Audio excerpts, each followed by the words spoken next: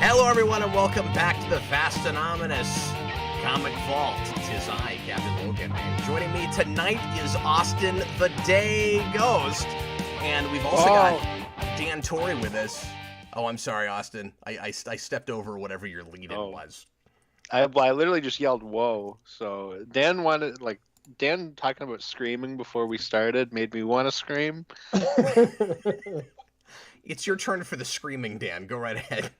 Yeah. Hello, everyone. No pressure. How you doing, Dan? It's good to see you, buddy. Especially about the things that I was talking about screaming about. Yeah, but that's not appropriate for this show, Dan.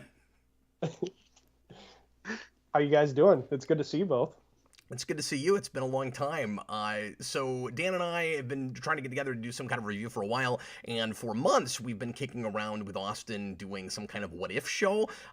Really appropriate time, since there's nothing related to this happening in pop culture right now, but, you know, we could have done a what-if show like this when that show was on, or later on when the second season drops, but we're doing it now.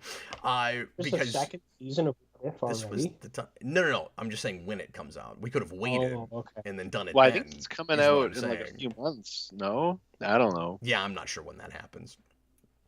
But because they announced two back together, like back to back. Oh no, did they really? And yeah, Zombies that right around the same time, I think. Well, I think they originally announced like a longer what if season, and then they cut it in half, and then announced 2 seasons. Is what I think happened. But one of the episodes from season 1 got delayed to 2. I haven't been paying attention to any of that because I found that massively disappointing, but I digress. We're going to talk some classic what if today. Nice. For years and years, I've been wanting to do more of these issues, and I hadn't found a great way to do it. And Austin pitched, hey, let's do a show where each of us picks a couple, and I'll read each other's, and just kind of lay them out and talk about each of them. And I thought that sounded like a lot of fun, so that's what we're doing. I've done a couple of my favorite issues here and there over the years on Vault. I picked a classic one that I think might be the first what if story I ever read for today, and then I picked another one that I just never seen before, but was related to Infinity Gauntlet and Silver Surfer, so I figured, yeah, I better do that. We're gonna go mostly in the order that these were published, with the exception of the Conan issues, mostly because I pulled the pictures in the wrong order. So we're gonna bookend with Dan's 2 issues today.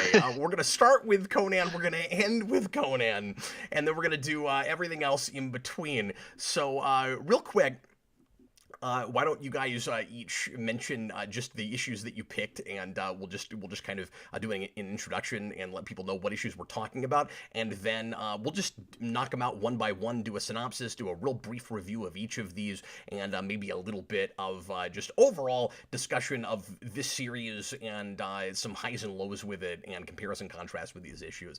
Dan, what issues did you pick and why?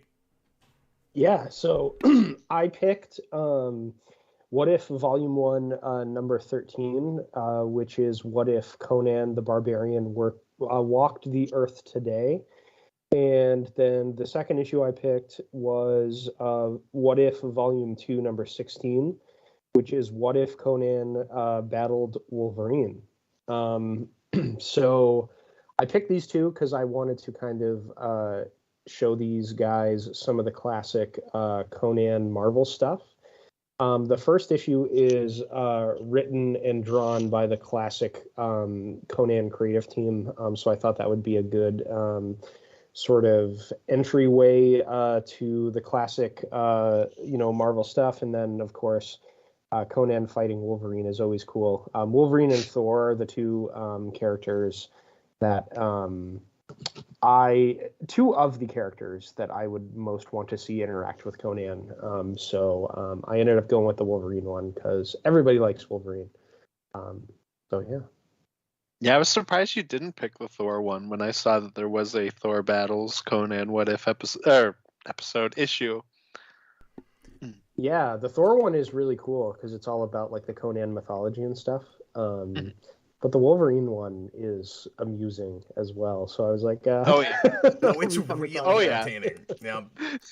Yeah. When Dan, when I mentioned this to you and you sent me the 4 issues you wanted to do, not knowing how many we were gonna do, and I narrowed it down to 2, I was like, he's gonna pick the Thor one and not the Wolverine one. And then I got excited when you picked the Wolverine one because I really wanted to see that. Yeah. It's kind of glad we got to do that. But I'm also really curious about that fourth one too, which sounds like kind of the same premise, but I guess being trapped in the 20th century is different than what was done here, and we'll talk about that because this is the one of the six that I think reads the least like a what if. But we'll talk about that. Yeah, so I think the fourth one, that's just Conan trapped in the 20th century, should have been titled differently, because it's basically like a Conan versus Captain America story. Oh. But I thought you were going to say don't. Punisher given that cover. Like I was imagining Yeah. that. Well, I mean, it's Conan with a gun, pointing it at the reader, like an issue of Frank Miller Daredevil drawn by Bill Sienkiewicz. So you would think that it's like this gritty Conan's going to use firearms thing, but it's just kind of like a standard, Conan, comes into the 20th century. He's like, oh my God, this is weird. And then he fights Captain America, and Spider-Man is in it for like a couple panels. Him and Mary Jane are like, who's this weird guy? And Peter's like, it's not a problem. But that's weird because he did that here. Yeah, exactly. He's like, he goes, this is not our business. And then he's got a thought balloon where he's like, if it's important, I'll show back up later. Yeah, he shows up, I think, for like a panel or two in the other one, That's so if I remember correctly. Maybe I'm mixing them up, but if it happened in the other one, I'm gonna call running gag. No, if that happens in both of these, then I wish it happened in just every Conan one. Like Spider-Man's just in the past, and he's like, "Oh, what's going on over there? Ah, doesn't concern me." Yeah, I'm flipping through it now. I think I mixed them up. I think Spider-Man's only in the other one. Okay, no, that happened in the one we read, and I thought it was really funny. Yeah, I read all of the Conan What If issues at the same time, so they blended together in my mind. But the other one is basically. He's just getting ahead of us. He just wants to talk about his issues already before we're even ready to do that. Yeah. Come on, Dan. Sorry. He didn't even read our issues. He just read those issues. No, I'm waiting for that. I'm waiting to get to ours where he's like, oh, by the way, guys, I didn't have time for that. So you guys just talk about yours. Who wants to read about surfers? Yeah. Nobody. But anyway, yeah. So those are the reason why I picked those issues, and it'll be fun to talk about that stuff with you guys. And I'd like to know why you guys picked yours. Hey, Austin, what did you pick and why? Even though it's really brutally obvious once you read them, especially the Captain America issue, because it has nothing to do with Captain America. I mean, the reason you picked it. No, I picked it because of that like 5-page Eternal story at the end. Yeah, I will admit I didn't read that part. I didn't either. I skimmed it and I was like, oh, this isn't even a what if. It's not a what if story, so I didn't bother with it. Fight a robot. Okay, I'm glad that you guys also didn't read that part because I was like, no, I was bored immediately, and I was like, I mean, if I want to ever go back and see what classic Eternals is like, I'm gonna actually read Eternals. I don't want to read this like random 5-page thing I'm not gonna remember later. And Austin's already making us talk about 7 stories when it was going to just be 6. So, well, and it's already rough because sorry, it's not rough. I mean, your story should be awesome when it opens with the Eternals have landed on Uranus, and then it's just completely boring. So that sucks. That was unfortunate. Yeah. But anyways, I don't remember the issue count like Dan does, but I know they're both volume 1. Yours is 18 and 26. Okay, there we go.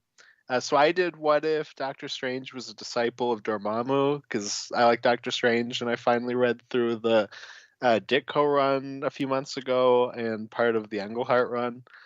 And my second one is something about Captain America, but really it's a What If Man-Thing issue, and it's the only What If story for Man-Thing, so I had to do that one. And it was What If Man-Thing had the mind of Ted Sallis. And then something about Captain America being president. I don't know. Yeah, weirdly, the Man-Thing story was the better story of the two. Which I found shocking. Of the stories we read, I thought that one was the Captain America one was the only one that just kind of sucked. Everything else I thought was really good or just pretty good. And obviously, that Captain America we'll one talk was... about it because I don't 100% agree with you, but it might be the weakest of the 7. Mm-hmm. No, for sure. So weirdly, we ended up splitting 6 issues between Volume 1 and Volume 2. We did 3 of 1 and 3 of 2, which was not by design. Dan's Conan issues just happened to be in Volume 1 and 1 and 2. Dan, I didn't realize that Marvel even still had the Conan license going that late. They had it from the early 70s until the late 90s. So yeah, oh, the late 90s. Published I that didn't book know for that. a long time. Yeah. Yeah, Dark Horse got it in the early 2000s is when Kurt Busiek relaunched the book at Dark Horse, and it was in the early 2000s, I think like 01, 02. So yeah, Marvel had it for a long time. Like the people who were working on the book when Marvel got it back recently, like Jason Aaron and all of the other artists that worked with him, they were like, yeah, Conan's basically a Marvel character in our minds because he's so embedded in the continuity of Marvel and series like this. What If? I mean, he shows up 4 times and shows up in other random appearances in the Marvel universe. Like there was actually an issue of Fantastic Four with Conan in it that I was reading recently, where he shows up and beats up Iron Man for like a couple of panels. It's funny. And that happened with like, some other licenses they would have for a while and lose, but I guess they had Conan a lot longer, and it was more embedded in the mythology. Because I've never read that stuff, and I was never sure if it was like 616 proper or if it was kind of its own thing. But they just occasionally would do stories with other things. But like Transformers had that for 6 seconds. Like there's a Transformers issue where Spider-Man shows up. They did that with a few things. Issue 3. They had. Yeah, it's really early. It's really early, and Godzilla does that when they had that license. I forgot about that. Yeah, because Dum Dum Dugan shrinks Godzilla down to human size and beats him up. So for me, Dan, the Conan issues, I guess we're already talking about this. I'll mention mine here in a second. But the Conan issues read to me almost like intercompany crossovers. Yeah, in all of the Conan stuff that kind of makes any reference to the Marvel Universe, they act like, because Conan is historical fiction, they say that the Marvel Universe is past in its ancient history before the recorded start of history is the Hyborian Age. All of the Robert E. Howard stories and all of the stuff Roy Thomas did with Conan happened, and then eventually that Earth developed into the civilization that we have now, and the Marvel Universe exists in the modern civilization that evolved eventually from Conan's time, which was thousands and thousands of years ago, which I think is kind of cool because, the Conan universe is such a interesting historical fiction thing to me because it's so removed from modern civilization. You can put it in any universe potentially if you wanted to, as long as it takes place on Earth, Yeah, I mean, from just these couple issues and what little I knew about Conan before this, I feel like if you wanted to do some big reveal, unless there's very much crossover, you could even do that crazy thing where it's like history almost resets at some point and it's in the far-flung future. Well, and that's the kind of thematic crux of the Conan stories. With Howard, like his sort of take on history is that it's cyclical and that civilizations will rise to their apex, fall. It's kind of like, the thing that Ra's al Ghul talks about in Batman Begins for, big superhero fan folks. So, I mean, doing something like that would totally fit into the kind of themes that Conan usually plays with. So, yeah, I'd be down. Well, and we have different Conan movies to watch for Dan's channel, and one of them that I suggested is exactly that, where you think it's in the past and then robots show up. Yeah. Oh, wow. Crazy. Yeah. I kind of got that from the first What If that we read, where there's kind of this question for a second about whether he's in the past or the future, at least from his perspective. And like the assumption we would make, of course, is that it's the future. But for him, it's like it could be anything. It's just alien. It's just far enough removed from everything, year wise. But yeah, the idea that you're talking about, Dan, is a lot like the the Time Machine novel. It does the kind of cyclical, time kind of either resets or just we get past civilization and we kind of go back to prehistory, sort of idea. Yep.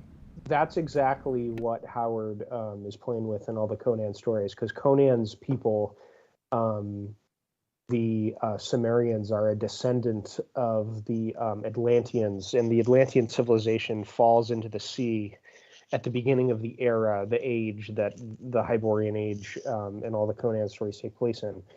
So they're like descendants of the Atlanteans, like thousands of years later, and they're kind of like cavemen again because their civilization was completely destroyed, and their civilization has kind of reset itself, and there's another kingdom that is like the most powerful imperial force at the time. That's the apex of culture and art and all of those kind of things that Conan rises up and conquers and becomes the king of. Yeah, that's very H.G. Wells, and then Planet of the Apes kind of does that too. Yep, yeah. So that's one of the things that's cool about Conan. It's a dark fantasy mixed with science fiction.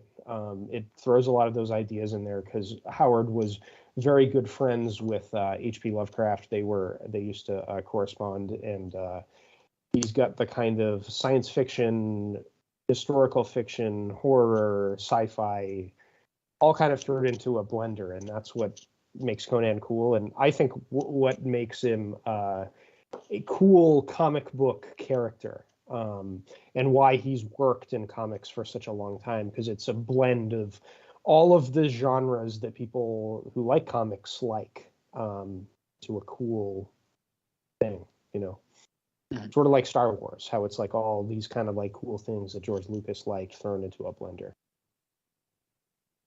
Yeah, absolutely. Well, it's just perfect for like that kind of pulpy storytelling. Definitely, yeah. Although for this issue, it should be retitled to "What if Conan the Barbarian was played by Sylvester Stallone?" Yeah. Early on, I was reading him with Arnold's voice, and then as it went, and they kept going like, "Oh, that's not Arnold, that's Stallone." They kept comparing him to Rocky, and yeah, and I was like, it like morphed in my head where he eventually just became Stallone, and then when he fought Wolverine, he had the voice of Stallone. Yeah, so I mean, we can get into it when we get into like a full discussion of my issues, because I want to give Cap a chance to talk about his and why he picked them. Oh yeah. No, you don't. You don't even care. I forgot that he hadn't done that. But yeah, that issue is basically like the unsolicited opinions on many things of Roy Thomas, which we'll get into when we talk about these. Which I was fine with, honestly. I figured that was the case, yeah. Yeah. Well, I guess I'll say this real quick before I do mine. Dan, I feel like whenever you get Marvel writers from that period, and of course this is a good almost decade and a half after Marvel starts, but like when Stan Lee's still running things, I feel like that's a lot of those guys going, well, I mean, if Stan Lee can soapbox about whatever he feels like on the page, we ought to get to do that too. Like, he's setting the stage for that. No, and I think Roy Thomas, as a person, is in some ways the perfect person to write stories in a Robert E. Howard kind of universe, for reasons we'll get into, I suppose, when we talk about this further. But yeah, I didn't necessarily agree with everything he had to say, but I think I thought this was a good introduction to the classic Marvel Conan stuff, because it is as well crafted artistically in the writing and the artwork, and also as politically and socially relevant as the Marvel books that were going on at the same time in the 70s and the 80s. So I thought that this issue was kind of like a good way to kind of show people who have read a lot of that classic Marvel stuff that they love, like, hey, like, if you like high fantasy and you like Marvel, like this is those two things like united, and it's awesome. Well, and since you've said that, I'm going to go ahead and make this point now, Dan. One of the big things I wanted to mention is, and this is a big difference I think overall between volumes 1 and 2. And I own, by the way, almost all of this in singles, but I of course haven't read all of them.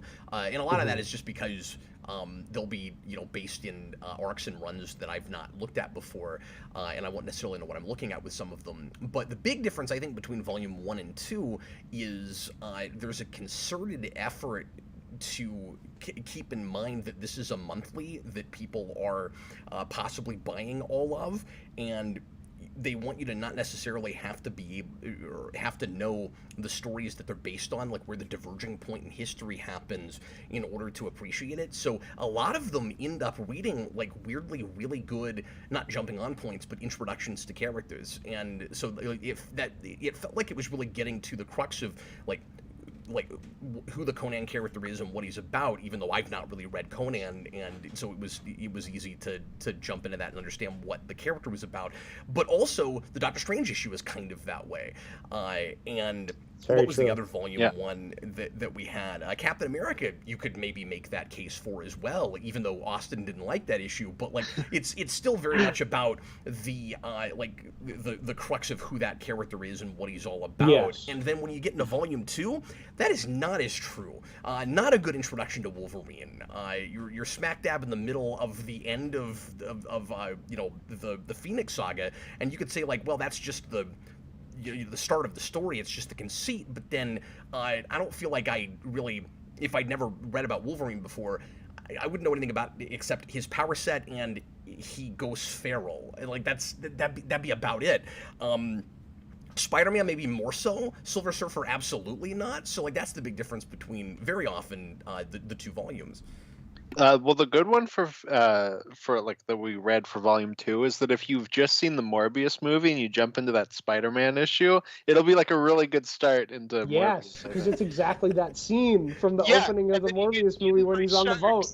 Yes, it'll give you a really good sense of that character's relevance because he just shows up to get eaten by sharks. And I'll show you the artwork later because of course I pulled that. I will say, to be fair about the Conan Wolverine issue in terms of Wolverine's characterization, I feel like they do make a concerted effort to highlight the fact that he is a character who has this unrequited love thing with Jean Grey, and he had to make this painful sacrifice in order to save, humanity, the universe, whatever, from the Phoenix. And Conan had to do a similar kind of thing in that, like, his true love was killed in tragic circumstances. He didn't have to kill her in this, in the same way that Wolverine did in the Dark Phoenix saga. But that's like the big, like, main sort of point of parallel between the characters. It's a really good character parallel, absolutely. I'm not saying there's not character stuff done between them, but it's not like it wouldn't be a consummate way to introduce a person to either of those characters, I don't think. Like, I think... Not a jumping on point. I think both of those... that's fair. Those things are things that you'd appreciate more if you knew at least the history of one of those characters. Definitely, especially Conan, because I feel like... if you're not a Conan fan, like, you don't realize, like, Queen of the Black Coast, where he meets Belit, that's like his one, the one woman in all of the Robert E. Howard Conan stories that's kind of like the match for him, that he, like, loves and is not just kind of a woman that appears in a one-off adventure, and then he's, like, not affected by her later on.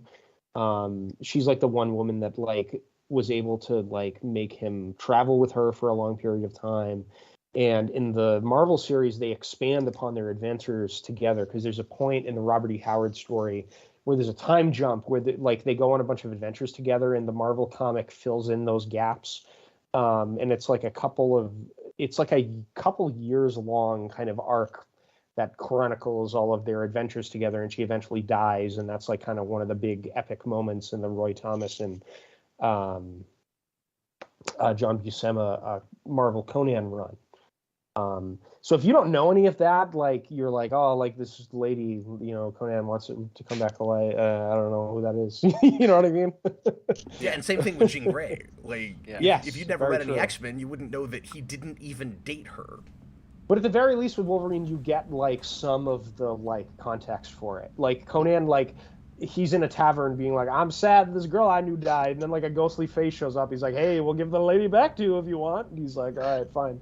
Yeah, I didn't want to get into any of all of that yet. I was just trying to make the general point that the earlier issues with What If are sometimes, like you were saying earlier, really good places to actually learn about a character, which is counterintuitive. That's not what you would think that the writers and artists would be using this book for. And that's one of the things as a kid I really appreciated about it, is that it was a really easy book very often to just pick up and read, even though you're looking at a different way that something would happen. It would kind of wind itself back around very often by the end and be like, and see, this is what this character is all about, and endures and is essentially the same character by the end, regardless of the status quo change. Or here's the whole reason we didn't make this point.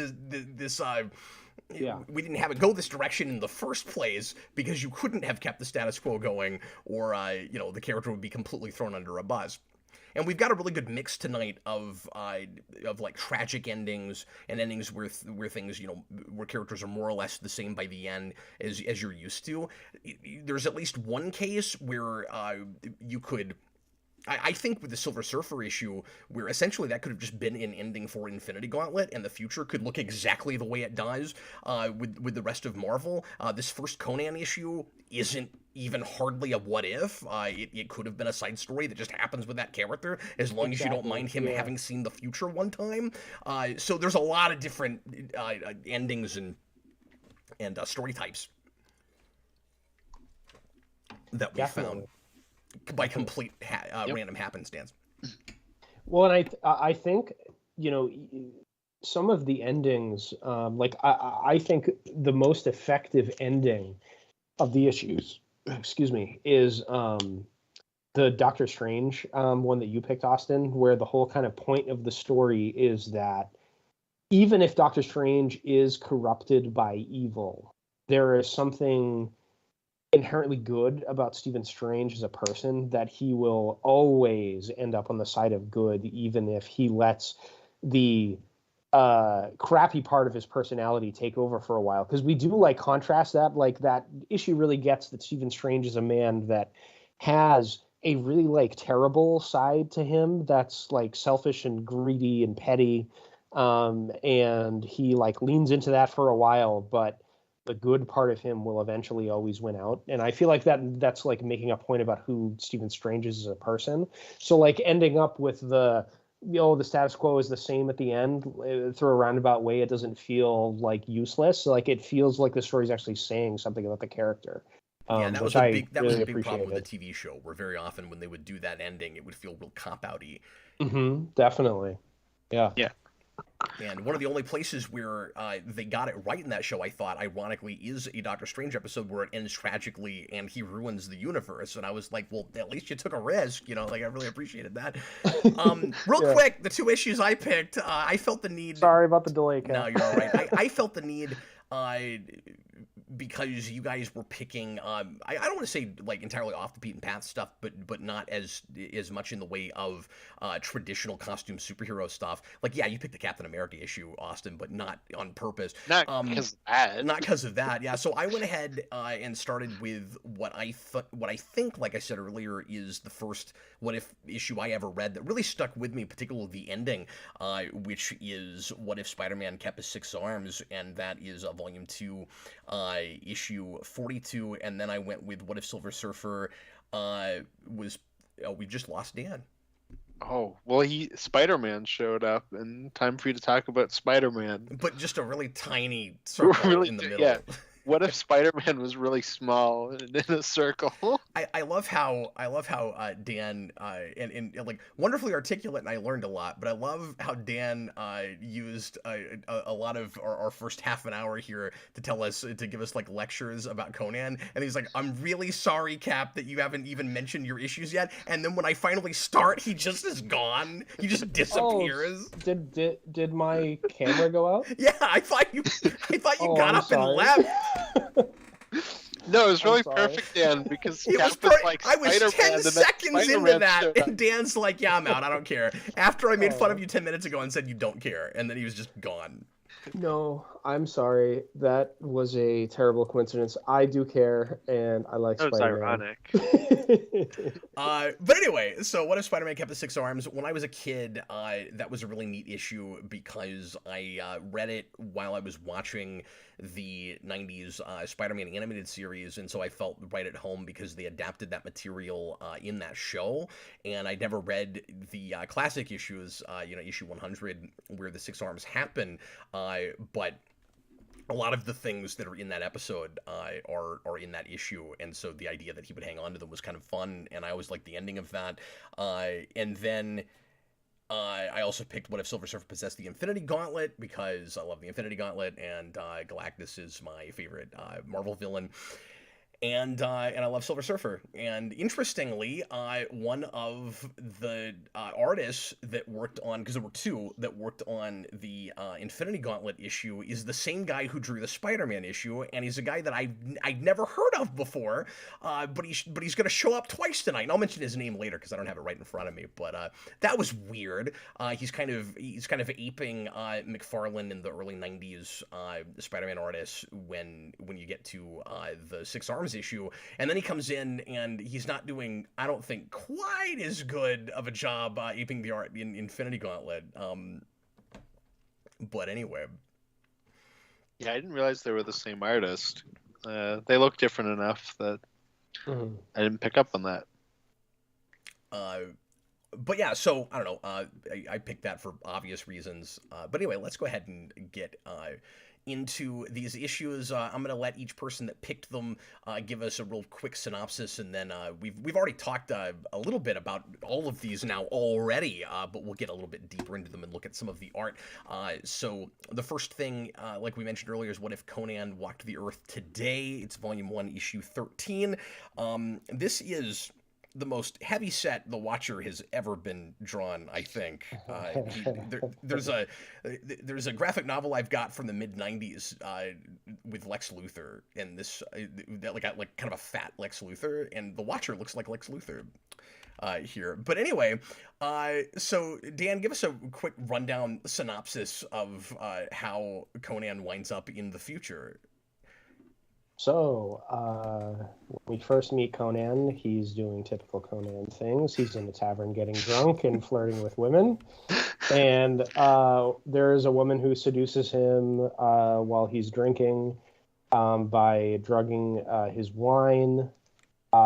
She brings him to this wizard that amusingly tells him about the future, and Conan's like picturing things like chariots that can move without horses, and like that's what a car is, what this like ancient wizard is describing, but Conan like pictures it as like literally a chariot with like bike wheels on it. Like there's a lot of kind of fun fish out of water humor flying in the story. Sailing ships. Yes, I thought all that was very cool. So this wizard, shenanigans happens, and he throws Conan into a time portal thingy. Lightning strikes. He ends up in New York City. Because apparently, can I mention this real quick? Because apparently there's time bartering, where like if you throw something in the well, somebody else puts something from another time in the well, and then he gets it. One of my favorite things about this issue is all the places where the writing just says, yeah, it doesn't make sense. I don't understand that either. Just go with it. Yeah, we're moving fast and loose with a lot of the, like a lot of the like conceit stuff, like how we get Conan into this situation. But But once we get there, Roy Thomas kind of uses it, Conan being in this time, to tell a story about kind of like the problems of inner city life in the late 70s, early 80s, about like mob violence, vandalism, organized crime, and Conan sort of like viewing all of this as contrary to the theories that a lot of the scholars in his time had about history, where it's kind of a linear progression of technology and social development, where humans are always improving on an upward scale. And he sees all of this kind of all of these kind of problems that existed in his time manifested just in their own kind of modern way in the future world. And he kind of thinks to himself that, you know, this is a cyclical thing, and humans will always be the way that they are. And that's a kind of central theme of the Conan stories, that, you know, no matter how much technology or knowledge about the natural world you put into the minds of or hands of man, they will always be people at the end of the day, and they will do the great things and make the same mistakes that people always make. How much can we really evolve ourselves? Exactly. And I really enjoyed that aspect of the story. That's basically what it's about. And then Conan, you know, the kind of the action figures are sent back to their places at the end. Conan sort of falls in love with a woman throughout the course of this story named Dan, weirdly enough. Yeah, he falls in love with you, but you're this like hot chick that drives a taxi cab. Dan picked an issue where he got to have sex with Conan the Barbarian. That's the entire only reason he picked this issue. And I get to be female Travis Bickle. Don't forget about that. I'm sorry, what does that mean? Taxi driver. Oh, yeah. I started that at one point and never finished it, so I didn't remember that character's name. It's a good movie. I need to do that, yeah. But yeah, so he falls in love with a woman named Dan in this, and she, you know, exchanges an armband with Conan, and she gives Conan her hat, and he goes back to his time with it. So that's like the only real consequence that happens by the end. It's kind of your typical, you know, take character out of their usual status quo, place them in a new one, and see what happens for an issue, and then send them back at the end. Yeah, like I said, it's weird the way in which this isn't a what if. Like, the Watcher at the beginning is almost ambiguous about whether this is another universe like it usually is. You know, what if is all many worlds theory, like in for whatever decision you make, there's another world where you did a different thing, and so you can branch off, and that's the conceit of what if. So it's like these things are all sort of canonical and really happen, but really the idea is just you know, speculative fiction based on things that happen in comic stories. But this is like the Watcher says, yeah, this didn't really happen, but like it could have. And I'm like, I don't understand why it's not either an actual honest to God what if, where you have kind of a crazier ending, Dan, where it's a little bit more of a Twilight Zone, or why it couldn't just be an issue of Conan. I totally agree. I think if you chop off of like the stuff at the beginning with the Watcher and the little bit of, you know, of narration at the end, this totally could have been a standalone, like, fun one-off issue of the main Conan book. It's drawn by John Buscema, written by Roy Thomas. It's the same exact creative team, you know, but in that way, it's also a good introduction to the character, kind of a one-off, like, fun little story to kind of encapsulate everything that's great about Conan and thematically what most of the stories are about in a single-issue story that's in a modern context, so people can kind of relate to it a bit more. Because I think high fantasy can be a little impenetrable for some people at first glance because it's a lot of war, you know, people doing stuff with ancient artifacts, whatever, and thousands of years of history, real high kind of Shakespearean dialogue. And I mean, it's the reason I have the and you know this, Dan, because you and I did all of Simonson's Thor together, and I was impenetrable is the right word. I mean, for the longest time, I couldn't read Thor at all, and I'm still not the biggest fan of that material, but I can actually sit down and look at it now. And even Dan, with the Asgard font, I can even read dialogue in the Asgard font now. There was a time where I couldn't deal with that. Yeah. This I was having that with again, where it's like, here's all these names I don't recognize. I'm not sure how to pronounce anything. And it's not a like setting and time period that immediately like grabs me, because I'm not a fantasy guy, and I'm like, I bet if I read enough of this, it would click in and I would get into it. But I appreciated reading Conan within contexts that I was more familiar with. I feel like I kind of needed that. I don't know if I just sat down and started reading this character in his time, if I would get as quickly what the point of it was and find anything to latch onto for me, because it doesn't immediately resonate with me. So like having him show up now, or having him deal with Wolverine, was very, very helpful for me. Just on a personal level.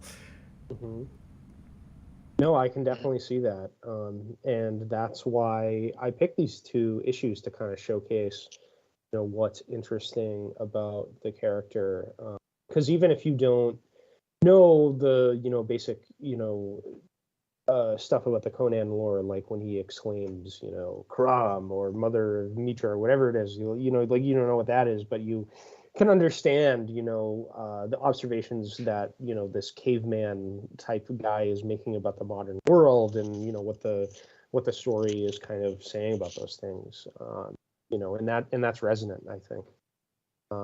Even if you're not a fantasy person that understands all of the ins and outs of the Conan lore. No, and I do like that the future stuff is just a Conan story, but with future, or I guess present of the time, like aesthetics. Like he mates the girl and he fights some bad guys and he deals with Conan-y things, except they have guns now. Yeah, and I really liked the contrast that Roy Thomas draws between Conan and like the superhero characters in the Marvel Universe. Like, I love the scene where Conan is like struggling to lift a car up and like push it over. Yeah, you almost get the first like Action Comics, the cover where he's like, it's almost that exact image where he's throwing the car down. Yes, and instead of making Conan seem lame for struggling to flip a car over, like they make it like, oh my god, like this is a Herculean man, like even without superpowers he's able to do things like lift up a car and flip it over on people. I really liked that kind of stuff, like showing why Conan is a cool and worthwhile character, even though he's not a superpowered character like Iron Man or whatever, I did think it was a little odd that the people on the street were as surprised by Conan as they were if they live in the Marvel Universe. That's probably true, yeah. Especially in New York. I really expected somebody to start trying to compare him to other characters that he's similar to. Like, immediately they go to... It has a little bit of that we've forgotten what world we're in problem, where, like, you have to keep in mind the ways that, supervillain and superhero fights would like, change the culture. So, like... They're talking about Sylvester Stallone and Rocky, and it's interesting because this is like right around the time that both of those guys are huge. But why doesn't anybody bring up something like Kraven the Hunter or Wolverine or like it being in New York City and Peter Parker being there? I really thought somebody was going to be like, "Is that Kraven the Hunter?" No, that's not Kraven the Hunter. But that didn't happen. No, that is very true. It's Kazar. They do reference Tarzan a few times, which is interesting. But yeah, I mean, this book has quite a bit of the kind of, like I mentioned earlier, the unsolicited opinions of Roy Thomas about many things. And one of them, weirdly enough, is that Sylvester Stallone is like the person that should be cast as Conan in the movies, which I don't think I agree with, but I think it's funny because they mention it like 2 or 3 times at least. It's very interesting. And then like Roy Thomas, like he'll have lines where he talks about like, people that are like looters like imagine their oppression and all these kind of things. I'm like, I don't know if he understands this to the degree that he thinks he does, but I at least appreciate that he's telling a story about the cyclical nature of people, and that people are always people. Like that kind of like thematic crux of the story still remains, and I think it's worthwhile. But yeah, just like some of that stuff I thought was kind of funny because it's the voice of the author comes through in a way that it's not as deft as it has in some of Roy Thomas's other work that I've read. He's a writer I generally like quite a bit, but I did get that sense that it was kind of preachy in some places. Dan, it's really interesting as you're talking about the cyclical nature of humanity and even history, how a lot of good science fiction deals with that idea and makes that point, whether it's hopeful or cynical, like either direction. Yeah. Right? Where like that's even the Star Trek ideal, just the other direction, where it's like, yeah, maybe we could build a utopia, but we still have to constantly check ourselves because we're still human beings. We still are gonna make the same sorts of mistakes and have to like be really careful that we don't repeat messed up history. And it seems like this is kind of that going the other way, where it's kind of sad when Conan shows up in the future and he recognizes too much. Wouldn't it be nice if we figured more stuff out? And he still has to make all the same moral compromises that he's making at his time. Exactly, yeah, and that's why Conan is sort of a dark fantasy thing, like Lord of the Rings, or not unlike Lord of the Rings. It's more similar to Game of Thrones in that the kind of outlook of the world and history that Conan's universe suggests is that people may rise to a point of decadence and success, technological development, all these kind of things, but there will always be a downfall that will eventually result in civilization's knowledge being reset back to the level of cavemen, and then civilization will rise again, and then it will fall again, and that is a process that takes hundreds of thousands of years, but that is the cycle that humans will keep repeating. And it's kind of the curse that people carry with them. And Conan is a participant in that cycle, in the rise of the kingdom that is the most powerful one at the time that he exists in. I think that's the thing that appeals to me thematically about the character, because I love history, and at first glance, Conan looks like it's a like high fantasy thing with like elves and stuff, but it's not. It's really historical fiction with mythological elements weaved into it. It's cool. Austin, did you have anything to add about this issue before we move on? You haven't said a great deal. So I got incredibly excited when I saw the cover and went, "Oh man, this looks like a reference to." I think it's the first issue of Howard the Duck, where it's like him. With like the guns pointing at him or whatever. And then I went, okay, in the Steve Gerber run of Man-Thing, there's a character that is just Conan that's brought into modern day. And I was like, is it just going to be we swap him out for actual Conan? And I got so immensely excited. And then that's not what happened. But I still enjoyed it. I really liked all that stuff. Like I said, where it's kind of a regular Conan story, but in the 70s, and then it also gets completely insane where he like climbs a building and gets struck by lightning, which sends him back in time, and I don't know how any of that works. Yeah, it doesn't matter. Insane. No, it's like that scene in Predator 2 when the Predator roars and then gets struck by lightning. What is happening? State building? Like, I don't know what's going on. It looks cool. Who cares? It's the best shot in the movie. Yeah, exactly. Did you guys think this makes, because we do this with a lot of pulp heroes, and I realize that this is a what if, so standalone thing, you can do whatever you want to, but a lot of pulp heroes, especially in the last, I don't know, like decade, 15 years, we've liked to mess around with and try to find ways to do present day stories with. Dynamite, I think, has done quite a bit of that with like the Shadow and characters like that. and obviously somebody like the Phantom is easier because that's generational. But I thought that this maybe made a decent case for doing like a whole series with Conan in present day. Like as long as he doesn't start there in the first place, of course. The kind of urban jungle thing.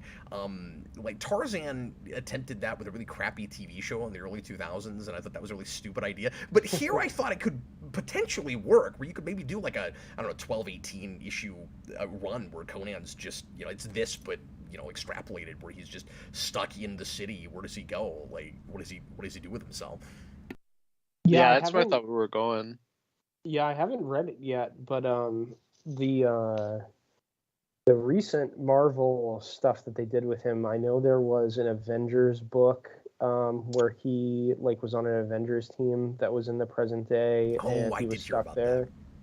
And there was a Conan event called Serpent War, where he teamed up with Solomon Kane, one of the other Robert E. Howard characters, Moon Knight, some of the other Marvel characters that was in present day, which was kind of weird. Just at the outset, before I had read this issue from the outside, looking in. But yeah, I mean, now that I've read this, I think I am more open to the idea of Conan in present day than I was before. Because this was kind of cool. Yeah, I will take more of this over that modern day hacker Zorro movie that's being made. Oh no. I didn't know that was a thing. That sounds awful. Yeah, so Can we just for the rest of the show have a no current events rule so that I don't slit my wrists on camera? Okay, Austin, I'm kidding. Moving right along. Austin, tell us a little bit about issue 18. What if Doctor Strange were a disciple of Dormammu? So this issue is about Doctor Strange being a disciple of Dormammu. You don't say. No, it's you get his origin, but instead of him becoming worthy of being trained by the Ancient One, instead he's picked up by Mordo, who is retconned to be a disciple of Dormammu. Here, that's not how he starts in Doctor Strange's origin, but we retcon it to be a little more easy for this. And and Doctor Strange, he becomes evil, gets more and more power. He frees Dormammu's sister from a prison that she's in, and he's getting even more power. And then he wants to kill Eternity. And the Ancient One doesn't like that, so he's got to figure out a way to get him to be good again. With the Eternity thing, I was immediately like, "Oh, I don't know if Austin picked this because he read it, but he's going to be really excited when he sees Eternity because Austin loves Eternity, and I like Galactus. He's awesome. Got exactly the same thing." Well, and then we even get the image that it's a giant shame the Thor movie didn't do, which is where Eternity is a little galaxy thing that opens up into a person. Yeah, that was really cool. That's one of my favorite things in his first appearance. It's such a cool image. So when we got that here, I was like, yes, this is so great. No, I quite liked the evil Doctor Strange stuff in that issue because there's this deceptive romantic relationship between Dormammu and Dormammu's is it her daughter? I don't remember. I think it's his sister. His sister, yeah. His sister and Doctor Strange were she's seducing him, and she's he's so dumb, and then his thought bubble is also you stupid woman, I'm also manipulating you. Dan, I was getting flashbacks really hard to Simonson, particularly with a lot of things around Loki with just all the backstabbing and the double crossing and the intrigue and that kind of thing, because I'm a stickler these days, or I have been at least for a long time. I'm loosening up on it, of being kind of anti-thought bubble now, where it's against modern convention. I don't like to be in too many characters' heads at once. When I get stuff like this, it makes a really good case for it. I start to backtrack on that a little bit. Mm-hmm. No, I can see why. Mhm. I really liked all of that stuff. That added some fun kind of like mustache twirly drama between evil Doctor Strange and her, and I don't know. I really liked because it could have very easily just been like Doctor Strange going around and like doing the same thing he does as Doctor Strange usually, like shoot spells at like abstract shapes in a plane dimension. You know what I mean? But like the writing in this like really made an effort to make him kind of mustache twirly, and he basically just becomes Baron Mordo for like uh, a good portion of the story before he like repents, becomes good again. I don't know. I kind of like that. It was I cool. like just how much he lost himself Hmm. because it really does read like a twist. I was kind of blindsided when he has that moment. It's it's the classic opportunity for change where he's got to choose between good or evil, but it's like huge universal stakes. And I actually in the moment don't know which way he's going to go because he seems like a complete uh, selfish jerk face, and he's totally lost himself. And Austin, I was also reminded a lot of like Spawn or Ghost Rider type characters, where he kind of gives up his soul for the sake of the one thing he really wants right then, right? Like Mhm. when he goes to Dormammu at the beginning, because he can't get what he wants from the Ancient One, he says, "I'll do anything. I don't care what it is." He doesn't he basically signs the contract without reading it. And I was kind of surprised that I bought a story where he's able to get out of that by the end. But in kind of the most heroic way possible. Like Dan said earlier, it does do the thing at the end where he kind of roundabout way becomes the character that you're used to and is able to be a hero and will more or less be Doctor Strange just with a different costume by the end. But it didn't feel like a cop out. It it really works. Mhm. No, It's absolutely. definitely one of the better stories of the seven we read. No, I think this is my favorite issue of the ones that we did. I really liked this one, and there's also like a Sith element thing to Doctor Strange too, where he's like gaining power, and he's like, "Ha, like I'm gonna take out Dormammu, and this is all done." That too, yeah. Yeah, like it's not even just that he's worthy or not worthy, loyal to Dormammu. Like it's just I'm gonna get as much power as I can, then I'm gonna be the master. So that kind of puts him in a different spot than say like a Mordo, who's just kind of where he is. He's a lapdog. Well, I think Very it's true. interesting to compare it to the Silver Surfer story we read because I'm getting ahead of myself, but Silver Surfer will get the Infinity Gauntlet and be corrupted by just the power of the Gauntlet. The question here is Doctor Strange corrupted by the power he's getting from Dormammu, or is he more or less the guy he was when he got there and he just hasn't learned his lesson yet because he didn't get the opportunity that he does in the original origin? And then how much of it is that the Ancient One is patient and compassionate and has this was the big thing that resonated with me, the philosophy that as long as you're repentant, you don't really need punishment. Like you figured it out, we can move on now. And I think that philosophy has a lot to do with why I buy the ending. But I really thought there was a big difference between the way Doctor Strange is corrupted by power and the way Silver Surfer is. No, absolutely. Um, I also like that they had just uh, attention to detail where he doesn't have the cloak. I don't know why he just at some point has it when he I didn't attacks understand the that Ancient either. I was going One, to ask you about that. but he doesn't have it through most of it, so that was at least nice. And he doesn't have the amulet, um, so they're at least paying attention to some of that stuff, even if he shows up at one point with the cloak of levitation. He just has it now. But they have a lot of fun with the artifacts and Hmm. No, absolutely. And it captures one of the things that I like about Ditko's Doctor Strange, where it's almost like an RPG where he levels up as he goes. yeah, I had that too. Because that's how that Ditko run starts, is he's got like a blue cape and he's got a different amulet, and then he like upgrades later on, and he gets the red cloak where he can fly, and then he gets the Eye of Agamotto. Oh, Dan, you're muted. Dan, you're muted. I really like the green cape look that he had at the end. Oh, it is really cool. Yeah. No, and I also really like the blue cape that he starts with. Like Doctor Strange, you can swap the color of his cloak, and I think it looks really cool. Just in any color at all? Would it look Yeah. good in purple? Oh, you can make it plaid. That's how cool Doctor Strange is. He can have a plaid. It matters what color the trim is, though, right? No. Oh, okay. It can stay yellow no matter what. You're fine with clashing. Yeah. All right. Yeah, it's fine. He's just that cool. Yeah, it's that era of Marvel. We're not worried about clashing colors.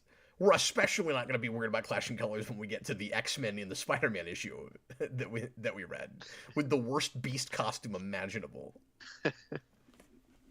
Oh yeah, it's really rough. What else should we mention about this one before we move on, Austin? We get Agatha Harkness in this, so we can tie it into the Harkness show. I meant to mention that, yeah. Yeah, there were a couple of characters that were like more recently introduced in MCU and people know about now in different issues. One of them was Harkness, and I can't remember who the other one was. Hopefully it comes to me later, but I can't remember what her name is, but she's introduced with Wong, and I was surprised that she showed up there because that's like a Doctor Strange issue where he meets her and shows that she has magic capability. But I don't know. Learn your continuity, Marvel. well, like I said earlier. Oh, sorry. Go ahead, Dan. I was just joking. I said never that. Yeah. At least the Ancient One did have his like Wong surrogate, so that was good.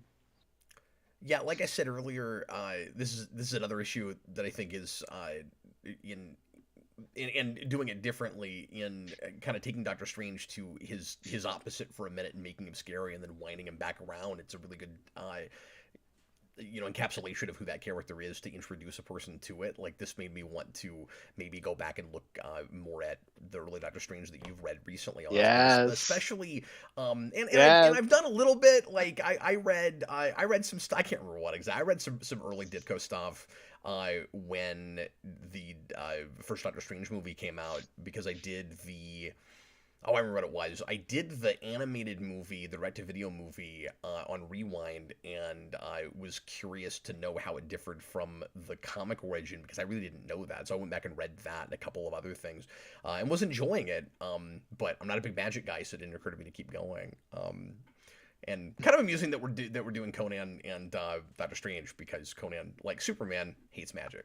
That's one of the big takeaways that I'm getting, Dan, about Conan, is that Conan hates magic, and I find that funny every time. See, they should just make a Disney Plus show called Conan Battles, and then each episode it's like, Conan battles Wolverine, Conan battles Thor, and then we can finally get him versus Doctor Strange, so we can have that magic fight. Conan battles Agatha Harkness. Yeah, there you go. Conan will be saying things like "bruh." Yeah, he'll be like, "Bruh, you're casting magic at me?" Yeah, exactly. And I want it to be like these comics where Conan never learns any English at all, and I think it would be really great if just as long as it goes, he can't talk to anybody, like on any level. That'd be great. Yeah. Well, I think you can get away from just Marvel characters. You can do like Conan battles type 2 diabetes. Get really like cerebral with it. Conan, you can have like very special episodes of Conan battles, like Conan battles bullying. Yeah. Conan battles cheating on your math test. Conan battles Kevin Feige's prenup.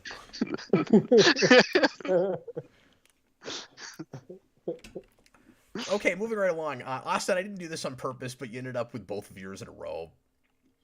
Oh yeah, because we're doing it in order. Because we're doing it sort of in order. Actually, that still would have happened even if the other Conan issue we weren't doing right at the end. It still would have went up that way. So now you can tell us a little bit about what if Captain America had been elected president. This is issue 26. This is an issue that Austin chose and is also his least favorite story, and he'll explain why. But he'll also get to talk about 2 stories, so that's how we'll make up for it. Austin gets to tell us about 3 stories, but all in a row. Go ahead, Austin. Yeah, my 2 issues like bookend my enjoyment of the series. So the first one is Captain America becomes president. So he decides he's going to run for office, and then he does, and he's just Captain America, and he becomes president, and then I don't know, he doesn't really do anything. He helps like some like South American country that turns out to be Red Skull, and then they both die. The end. It's very like the exact like foreign policy agenda as the Reagan administration, but if it like worked perfectly. Like it's like, let's fund these like South American like the fund and arm these South American freedom fighters, and let's like go into the Middle East and like do the same kind of thing there. Like Captain America also like makes a Reagan-esque space weapons program like Star Wars. That's a good point. I didn't think of that. And it's weird because he runs against Reagan and beats him on the same platform. Well, and this issue is kind of just politics for babies, where it's like Captain America is Captain America, so he can't make any wrong decisions. But you also have just stuff where I'm like, yeah, no, that doesn't make sense. Like, I don't know, talk about it. Like, Ronald Reagan's like, well, we don't know what this guy looks like, so that's not very good. And then the narration box is like, yeah, they didn't have anything against Captain America. And it's like, no, it's a legitimate criticism of the person you're voting to be your leader. Like, I don't know. Yeah, and like I realize it's comics and it's it's a fun, silly, heightened comic book to some degree, but I'm not buying that he can get away with running under his mask regardless. Of claiming that he's going to take his mask off. And how can you once he gets the office, like it's Captain America, so maybe you can trust him, but you can't be absolutely certain that he's going to fulfill that campaign promise. He's a politician now. Like, why is anybody trusting that? Just on principle, you shouldn't trust that. How do you even know it's the same guy? You should trust him, Cap, because that's a good point. Many are calling him President America. He's a beautiful president. Yeah. No, exactly. Like I thought that he was, relatively like in character and had the standard kind of Captain America principles before he's being elected, and I like that he doesn't really want the job in the first place. I like that it's a divergent point from a thing that actually happens in an issue, where this is a universe where he just changes his mind in the moment. It's like, well, if everybody wants me to run, I guess I'm gonna do that. I thought that was kind of fun. But then I didn't buy Steve Rogers, and like I don't know, maybe my idea of what his foreign policy would be is not like definitely what he would do, because after all, he's not been president. But like, would Steve Rogers actually give weapons to some faction in a third world country going to war? Like I didn't buy all of that. Like, I didn't buy the Captain America. I didn't think he'd arm them. Like maybe send them sandwiches, but not arm them. And they were like experimental sun weapons too. Well, I think the idea was supposed to be it's more altruistic because they're not nuclear or something. But they still have the same effect. They turn at this point they turn people to dust rather than just putting holes in them. They're like Thanos rays. Yeah, like so. And the thing that I think is really funny about this story is the only reason why Captain America dies and why the Red Skull is able to have a plan is because Captain America has this insane space weapon in the sky that he funded, and it was his idea. So it's like, okay, like Captain America, like you're the president for 2 terms max because you're Captain America. You're not going to like, waddle across the Rubicon and defy norms. Like you're going to only serve 2 terms as the president. So imagine a maniac is elected right after you get in office and they have the power to like obliterate entire parts of the planet using this experimental space weapon. That's a really good point. He created Project Insight as the president. That's true. What is he? Yeah, what is he thinking? But they try to play it like, oh, it's Captain America and Red Skull, and they have like the yin yang Batman Joker thing. So isn't it interesting that Red Skull wants exactly what he wants, but opposite? I'm like, not really. I don't know. Like Red Skull's like, well, you guys have your own country, so now I have to have my own country. Yeah, it's very surface level. It's like, oh, you are the president? Guess what? I'm not even going to do a plan to like do this coup. Like, I'm just going to wait till this random coup of this South American country that has no play on the world stage. Like, just some random country, I'm going to become the ruler of it, and that will mean what? and it's heavy-handed on every level, too, because I like, on paper, like, the setup of his black VP, but, like, that line where he's like, I'm not going to take you to Washington in the back of a bus. I'm like, Yeah, if Captain America really said that to anybody that was actually a black person in real life, they'd be like, okay, that's very weird. Yeah, they'd be like, why are we making that big of a deal out of my race? Like, yeah, like whenever you meet a person of African descent, you know what you want to do? You want to just like immediately start talking about Rosa Parks. Well, it would be like if Captain America was like, hey, he's Sam protesting Wilson. too much, maybe. Yeah, exactly. Captain America's like, hey, Sam Wilson, do you want to be my sidekick? But you're not my slave. Speaking of Sam, Actually, why didn't he pick him as his running mate? I mean, I guess I get. Was it first? I guess I get politically that he. Yeah, well, he wanted the experience. The way he's on drawn, the ticket. I thought, experience, and because he's already in, it's political strategy, right? And I do appreciate that he's not naive enough that he thinks he can do the whole thing with no political strategies. I mean, I guess that's okay, but no, I was just gonna say he the way he's drawn, I thought he looked like just like Apollo Creed.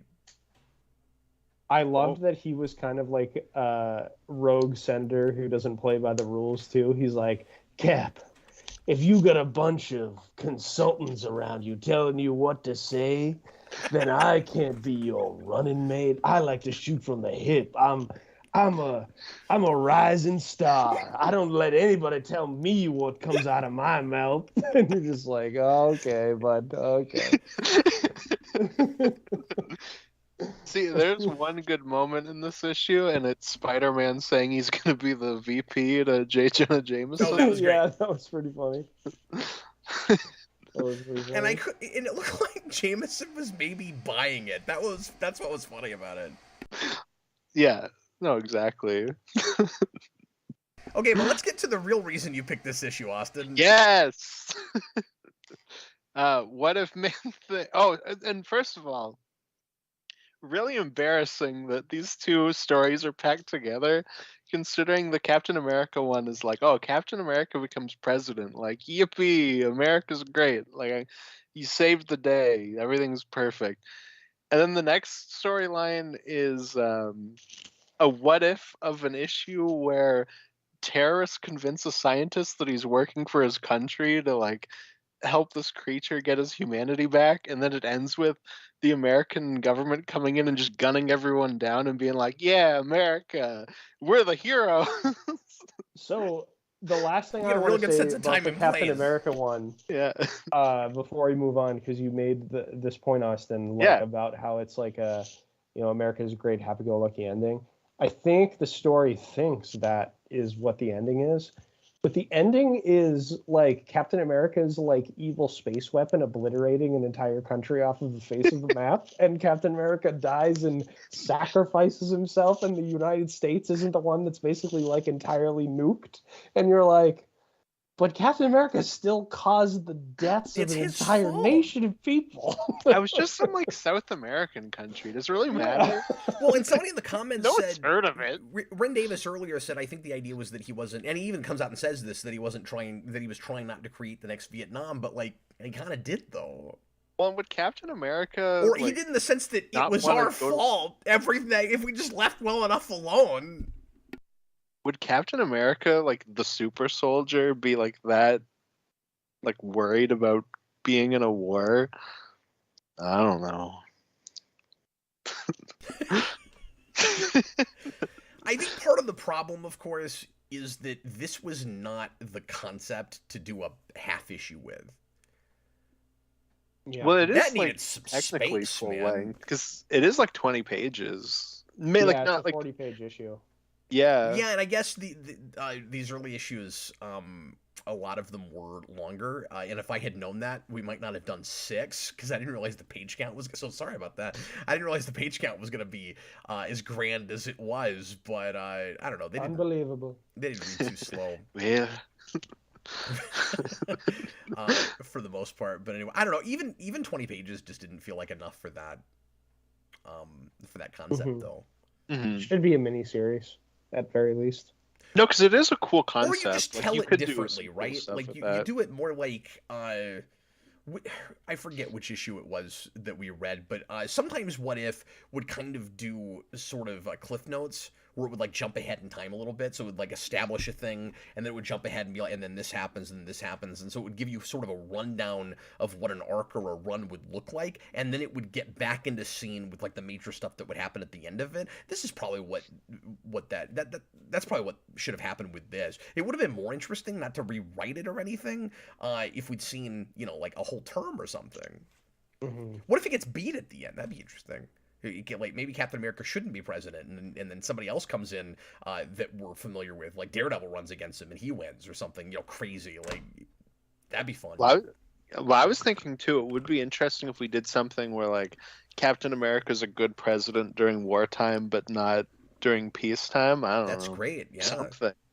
Captain America's one term as president should end with people in Viking helmets storming the Capitol and claiming that the election is stolen.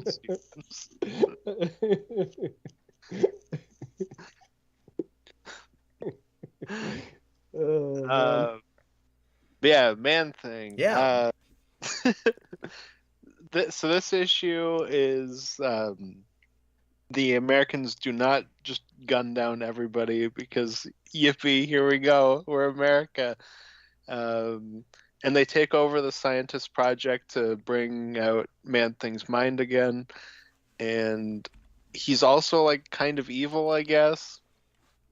And the Americans, they want to get the super soldier serum because that's part of his origin, is that Ted Sallis recreates the super soldier serum.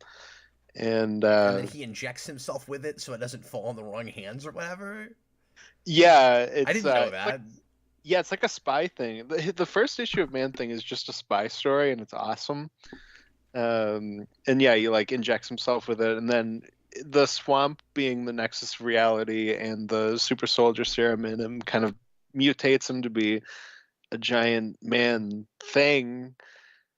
And so the American government, they find the serum out of him, and they give it to an alligator by mistake because he attacks them. And then there's a Man-Thing crocodile, and then he kills Man-Thing. And it's awesome because I've always said that Man-Thing is just Marvel's King Kong in a lot of stories. And then now we get Marvel's King Kong versus Marvel's Godzilla. So, yeah. Yeah. That was pretty cool. I guess the what if question leads to the conclusion here, Austin, of, well, you would just have another Man-Thing, but it'd be a crocodile man instead. Yeah. We tell stories about that guy that nobody reads. Yeah. I guess. Yeah, exactly. That one would be not Conan and Howard the Duck. Oh, that's before this. So. Anyway. Do you think that this got the Man-Thing characterization right, Austin? Well, it's like inherently different from the start because like he is just a person. It is weird that he's just kind of evil, and then That's kind of what I was going to ask you about. He can like control the swamp, which is not a thing that Man-Thing can do, but they have like an explanation for it in the issue, so it was fine as just what it is. No, I thought overall it was pretty fun.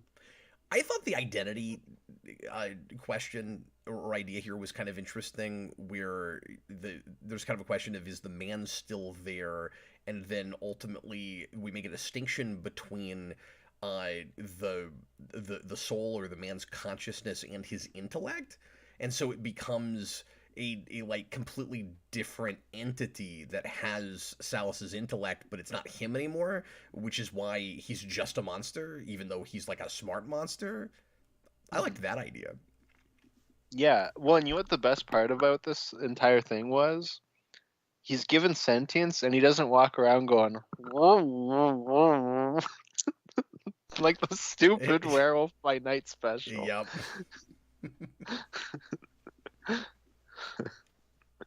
Oh, sorry, Dan, you're muted again. Gosh darn it. Oh, sorry. I was just saying I still haven't watched that.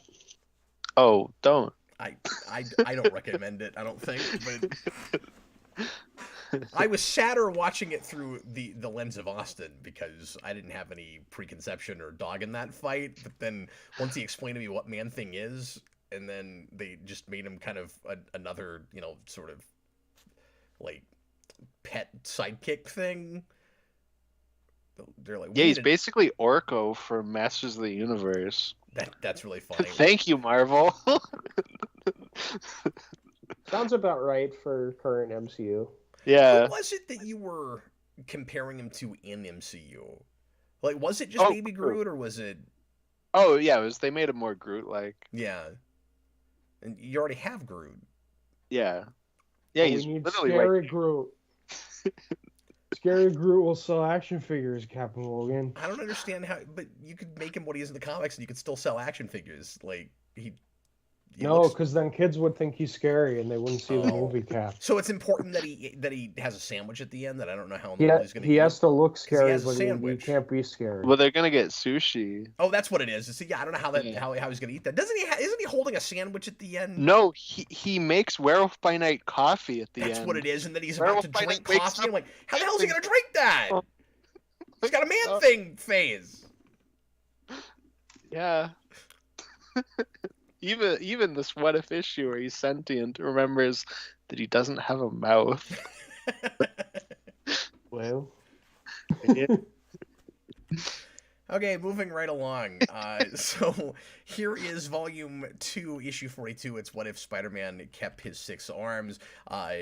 Immediately, the big thing that jumps out at you is the artwork, and this is a thing that Austin and I talked about this afternoon. It's the first thing that Austin messaged me about when we were looking at this issue. Was it's really weird looking at 90s, like early 90s comic art, going back and depicting like early Marvel days, and going back to issue 100, but it looks like somebody trying to ape McFarlane. The artist specifically when you see the X-Men. Yeah, the artist here is Kevin West, who once again we're going to see in the X-Men issue. I'm sorry, Dan, what was that? No, yeah, I was just saying that stuff is really weird with the X-Men. And like, this was the Spider-Man look that I grew up with. I've talked about this a lot on camera, but Spider-Man, when I first was introduced to him, I thought was like a scary and imposing figure because of the way McFarlane draws the eyes and the crazy webbing, and he was always in these crazy poses, and he looked kind of scary. And then I was really shocked to discover that he was like a quippy character, and that he wasn't a vengeful, like he there's places that you can get there, but more or less Spider-Man's not a vengeful character, and that he's one of the more kind of lighthearted, hopeful characters in the MCU in Marvel. Blew my mind when I was a kid, but I finally discovered this. So I come to Spider-Man from a really weird, different sort of place, and early What If seemed to most of the time try to go back to as close to the original art styles as it could. So it's weird when you get stuff like this in Volume 2 where they just go with what the kind of house style is right now, still going back that far. And I like it for the sake of nostalgia, because that's kind of my Spider-Man. I don't like it in doing this material. Just real quick, here's Morbius being eaten by sharks. Yes. I don't know why that's here. Take that, Leto. We just have this 2-page interlude of, oh, and by the way, there was Morbius, and he gets eaten by sharks, and then moving right along. It really has no bearing on the rest of the issue. But Spider-Man, like in regular continuity, has mutated from his spider bite. He's got 6 arms now. He's trying to figure out a way to get back to normal. This issue treats it massively, and maybe it's even a little bit heavy-handed at the end about it, but makes a big deal out of it as like a handicap that he has to learn how to live with. And unlike in 616, he's not going to be able to,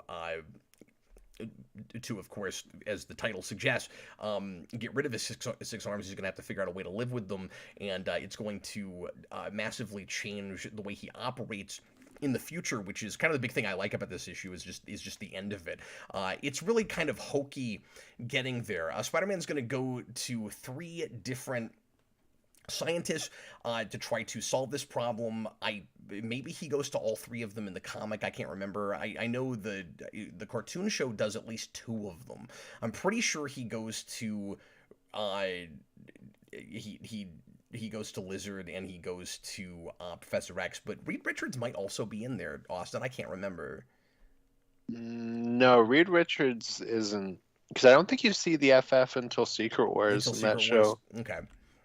But he definitely goes to Professor X and the Lizard in that show. And he's got that same kind of indignant attitude here, where he's just freaking out and about to lose himself, and he needs somebody to solve this problem for him, and he's not really seeing the forest for the trees. He spends months staying away from his loved ones because he doesn't want them to see that he has 6 arms, because it'll freak them out, but also because he'll have to give away his secret identity. The weirdest panel in the whole issue is when, for some reason, this artist feels the need to draw Franklin Roosevelt and Helen Keller in the background of a panel just because they're mentioned. It's very strange. I don't know why he did that. It's like, yeah, thanks. I have a good enough sense of who those people are. I didn't really need to see them in the panel, but okay. And he, like I said, he's kind of losing himself. There's this really amusing, like I said, it gets real hokey. There's this very amusing bit where he's with the FF, and Thing runs in, and Spider-Man is overly sensitive and worried that Thing is going to give him, Ben Grimm, another lecture, like other people have kind of been doing, about how he can live with this handicap, because after all, the Thing has been living with it, and that's not what he came in to say at all. He actually came in to tell him that Dr. Octopus is on the loose and has taken hostages. But because Thing is irritated with Spider-Man for just lashing out at him, he just stands there and fights him for 5 minutes. And then when the fight is over, he goes, "Oh, I almost forgot to tell you, by the way, Dr. Octopus has hostages. You should probably go deal with that problem." And the FF don't bother to go with him. They're just like, "That's your villain." Austin said this, "That's your villain. You go take care of it." So yeah, we're not dealing with it. We're the Fantastic Four. If it was Doctor Doom taking hostages, yeah, we'd deal with that. It's Dr. Octopus. You go deal with that. I do think it would have been a missed opportunity not to have Spider-Man fight Doc Ock, considering that he now has, several arms just like Doc Ock does. So that's a fun fight. And then ultimately, Reed Richards gives him... When I was a kid, I thought that this was kind of crazy but kind of cool. Gives him a way to cloak his arms, and bases it in a technology that was actually in a Fantastic Four issue, which is kind of a nice bit of continuity.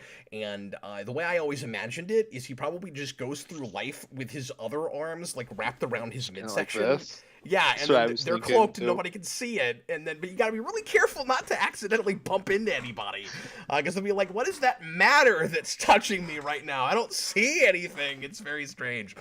And instead of trying to have a personal life now, he just kind of doubles down on being Spider-Man and is a more effective superhero.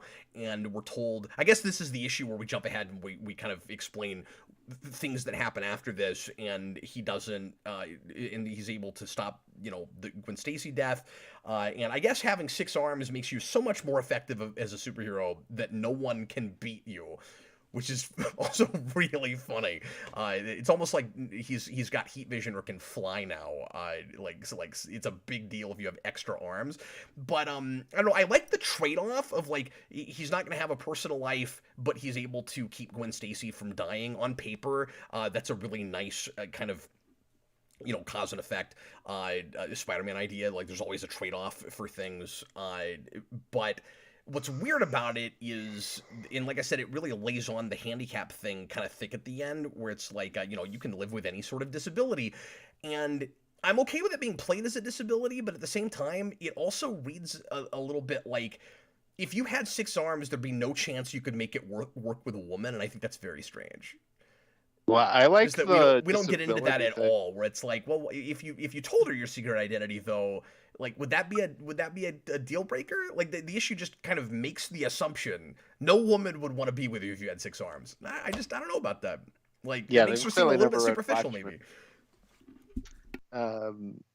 No, it's funny about the disability thing is because he becomes like a spokesperson for disabled people, but it's like, I get how you feel, kid with legs that don't work. I have extra arms. I'm also disabled. Yeah, I'm way more powerful. Like I can't have the.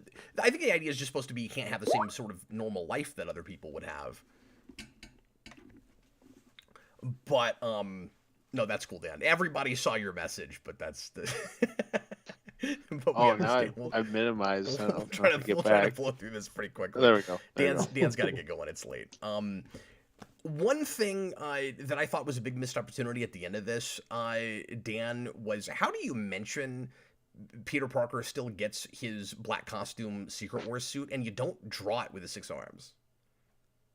Come on. No, I was hoping they would do that. Put it on the page. Sure. That's irritating. I know.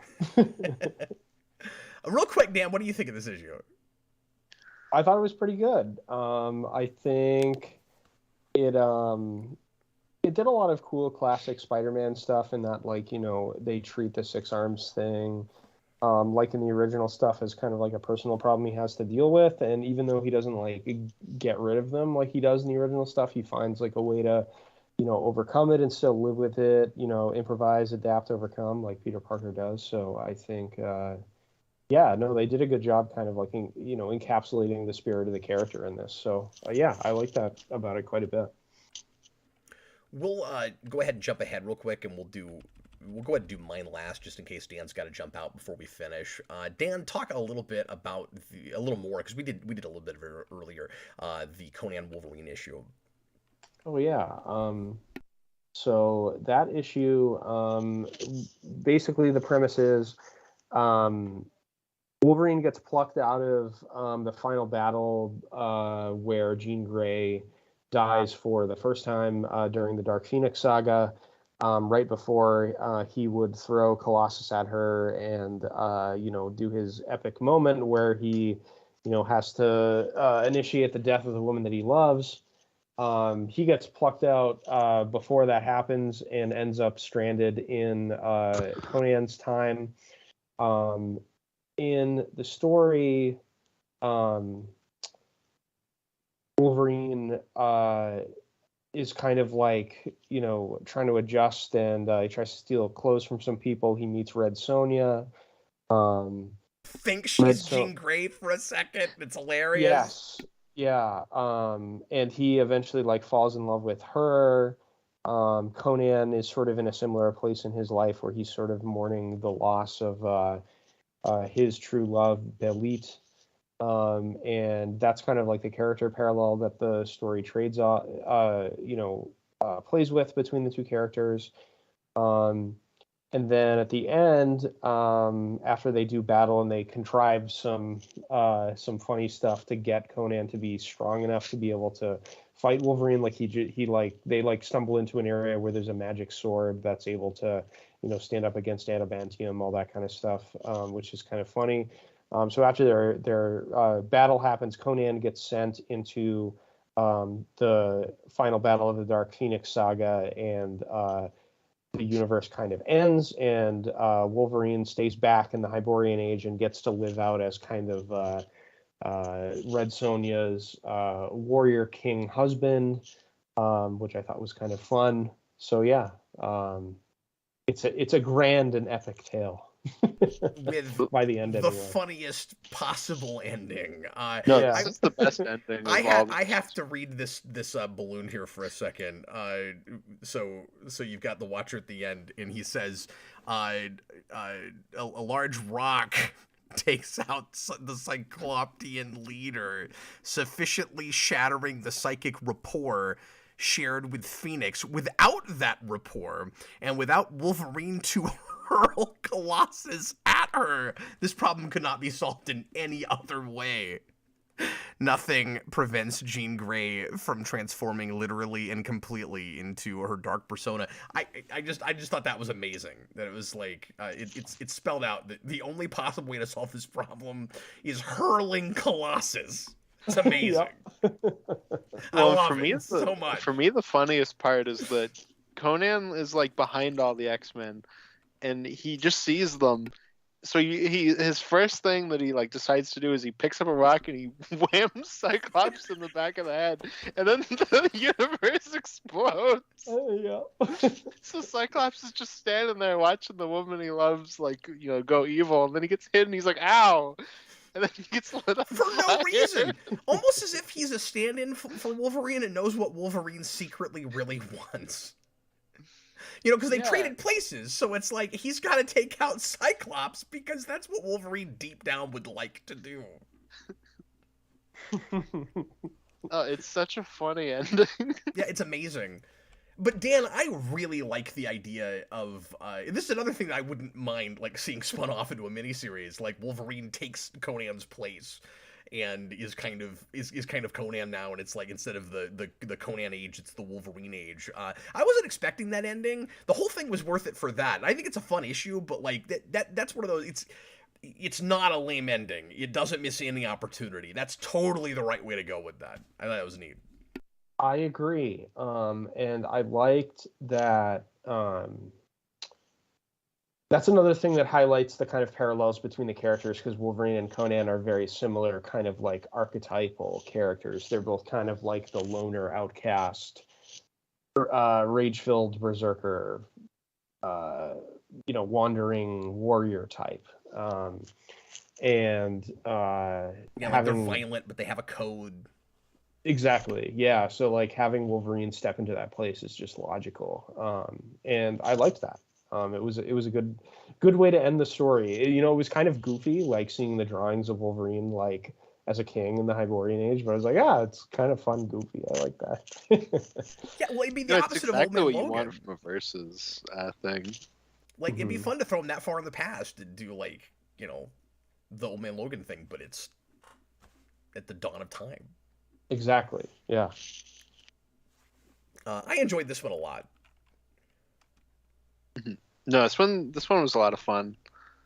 And like I said, it had the best ending, and then everything before that is just like a fun, like, what if this person fought this person thing.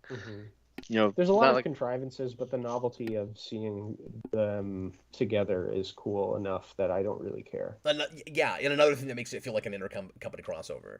Whereas I don't spend too much time on how this happens, just play around with it and go to town. There are too many panels where Wolverine is in pain, but it looks like he's having the time of his life. With his like face. Yeah, where like the panel where we find out that he should be dead if he's not Wolverine, but of course his healing factor will revive him, but like can't fix his brain. Like that's how bad of a blow he takes. He looks like he's at Disney World. He's got this like huge smile on his face. Like, oh, that was supposed to be a grimace, and like he's lying in a pool of blood, and I'm like, I thought he was just having a good time fighting. I'm very confused. Yeah. He's about to go over the curve on a roller coaster. And I apparently didn't pull the panel here, but that panel was also weird because it looked like the sword broke his claws and not the other way around. And then you get to the next panel, it's like, oh, it broke the sword. Okay, like I didn't understand what was happening.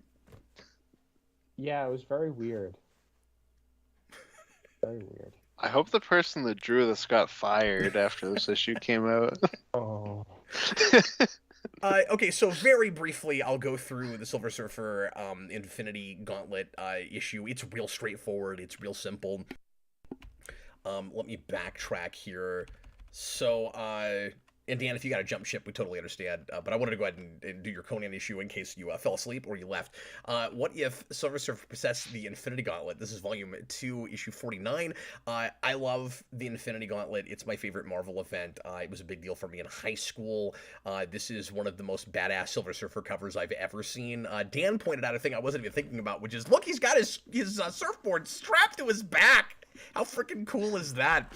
And it's just a very simple premise that instead of Silver Surfer not being able to grab the gauntlet in that somewhat awkward moment in Infinity Gauntlet where he tries that and fails, he actually gets it and he puts it on his hand and he gets corrupted. Just like anybody would, again, kind of loses himself, tries to reshape the universe, tries to make everything perfect, and he's going too far. He's starting to mess with free will, maybe, as it were, and the only way to stop him... Oh, Dan just left. No. Oh. He didn't say bye or anything. He just left. Oh. Okay. Well... Well, sorry we went too late, Dan. Anyway, and he, the only way to stop him is according to Doctor Strange, is to bring back his wife, Shara Bell, and it's a little bit Austin easy that he gives her exactly half of his power, almost as if Doctor Strange knew for sure that that's what he would do if she was brought back. She doesn't just talk him out of everything. She has to become his equal. Is it supposed to be a Doctor Strange sees the future thing, or is it just a calculated, he knows the psychology? I think it's supposed to be like that, like how BVS, or not BVS, Justice League, or the Injustice movie do the Lois Lane thing. Yeah. So that's not, I guess, the best. But then by the end of the issue, he gives up his power, of course, and then actually, I guess he does a sacrifice thing and he has to die, right? Well, I assumed he just faked his death. Oh, was that what it was? Because I wasn't totally sure what was going on in the ending, where he was able... Was the idea that they used the Infinity Gauntlet to make themselves mortal again, and for him to not be Silver Surfer anymore, and then they just... Because, are they on his old planet at the end that they saved? Did they bring it back and kept it, or, where are they? He created a planet, it says, for them to live on together and... live out the rest of their mortal years. I had to read this one kind of in a hurry right at the end, but yeah, what was kind of weird about this one, first of all, I like the idea that even the Silver Surfer could maybe be corrupted by this much power, and that's really in line with what the Infinity Gauntlet was all about. That Thanos is making a big deal out of who is worthy of this power, and the idea is, well, nobody is.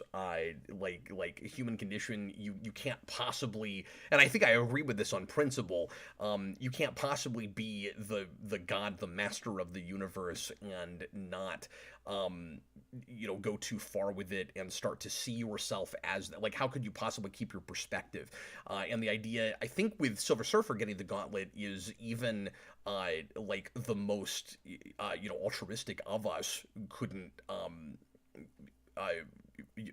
who sacrifices everything, couldn't possibly keep himself from being corrupted. So I like that idea about it. I think it's interesting that, like I said earlier, Austin, you get to the end of this, and it really could have just been the end of Infinity Gauntlet. There's not any real difference with status quo. It's what if Silver Surfer got the Infinity Gauntlet? Well, I guess he's not Silver Surfer anymore, and then the world just moves on, just like it would have at the end of Infinity Gauntlet. I guess the only difference is well, that's not true. You just have no more Infinity Gauntlet either, so you wouldn't have any of the follow-ups, and I guess what's-his-face who gets the Infinity Gauntlet at the end wouldn't be as important.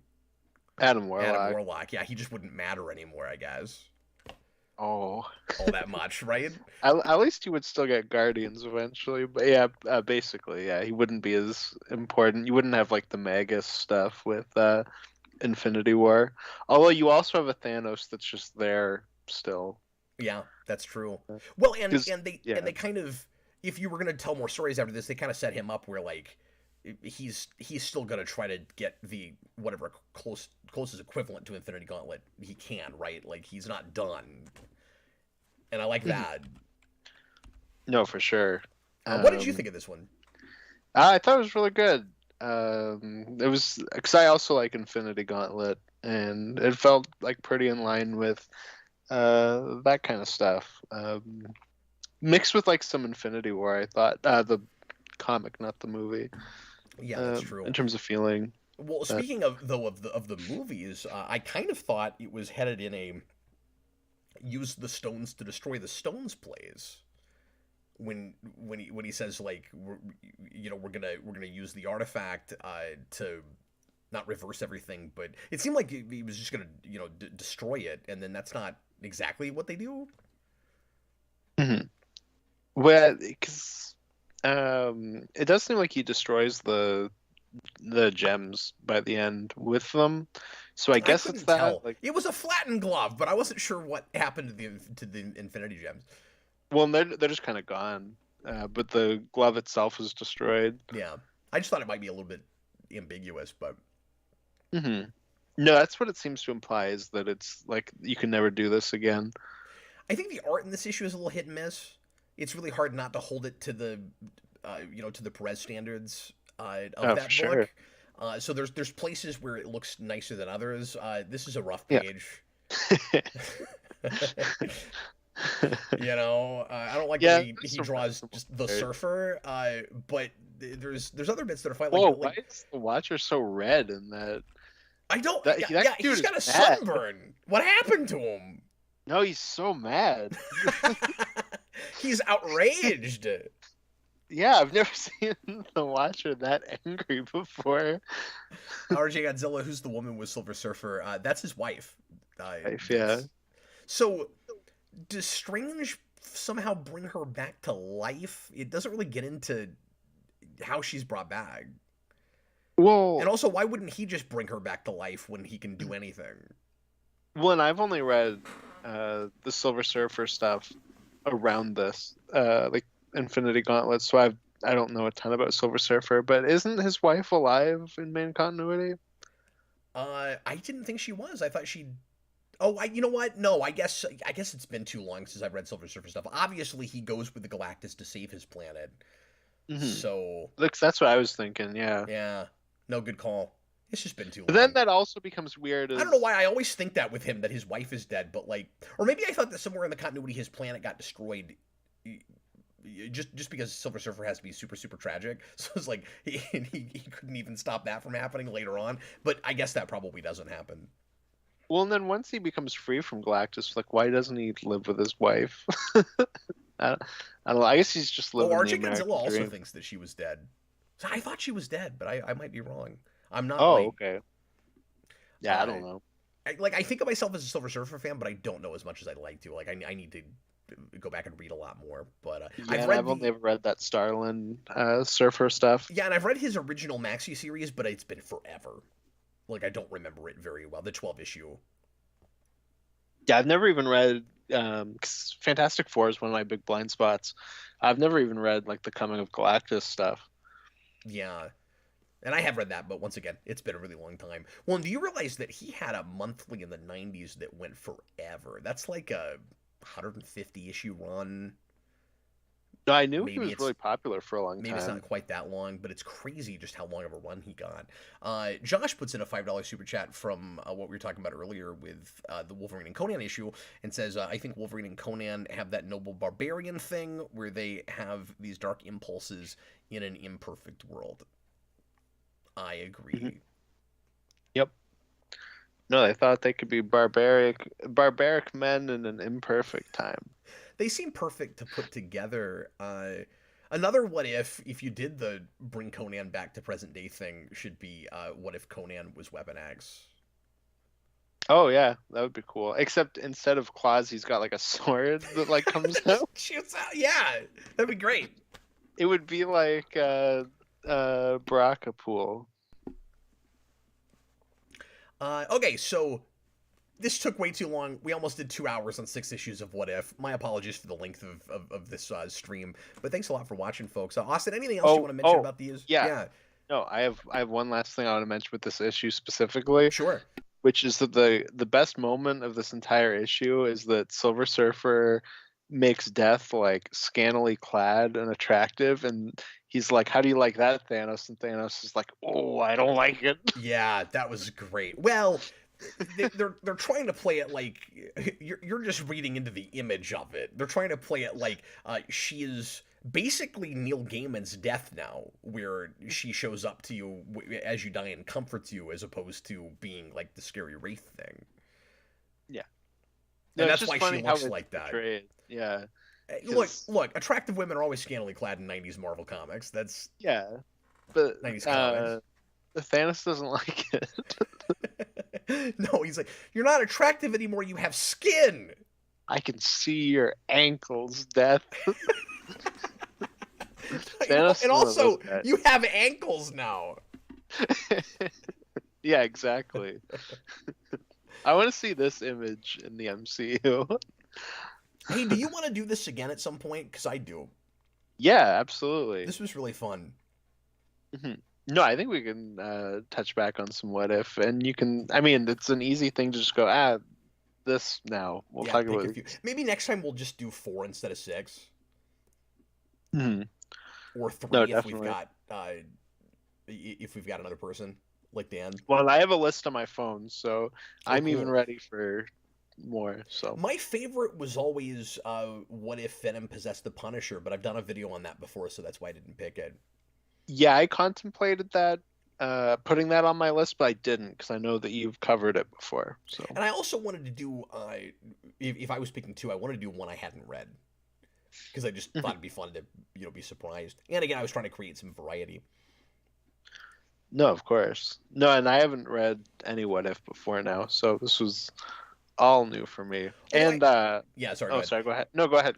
Oh, just real quick. I was gonna say, I said earlier that part of why I chose the issues I chose was just, again, for variety and to try to do more like mainstream superhero stuff, since you guys went with not as traditional superheroes. But then Silver Surfer's not a traditional superhero. He doesn't wear a costume. He's like a cosmic guy. Like, so okay, I picked a Spider-Man, but I also did the same thing you guys did. Doctor Strange place. Say it again. Said he exists in that weird kind of Doctor Strange place where it's like, technically he's a superhero, but it's not really the same trappings. But he's not traditional in the sense that he's not putting on a costume and a cape, and he's not a vigilante. Like, he's a cosmic being. You could have him in any number of other kinds of genres. He doesn't have to be in superhero fiction. Mm-hmm. No, exactly. But it was a cool eclectic assortment. Yeah, absolutely. And I would rank them as that Captain America one, then the Spider-Man one. You mean least to best? Yeah, least to best. Yeah. Thanks for saying that, because I was gonna ask you what your favorite was. Yeah. Then it's the Conan in the other world, like in modern day one. Then versus Wolverine. Then Silver Surfer. Then the Doctor Strange one. Where did you put Spider-Man? The second to the bottom. Oh, okay. I like that one a little bit more than that, but my ranking would be somewhat close to that. Yeah, I'm not sure which I would put as my. I think the one I found most fun to read was the Wolverine one. Oh, definitely. I think I would actually maybe put that at the top just for entertainment value. I mean, the best story was probably the Doctor Strange story. Well, I think that one hits me the best because I just really like that material. Like, I've learned that Doctor Strange, in terms of like being a character, is probably my favorite Marvel character. Like, I love Man-Thing, but it's like kind of different. You have to separate it a little.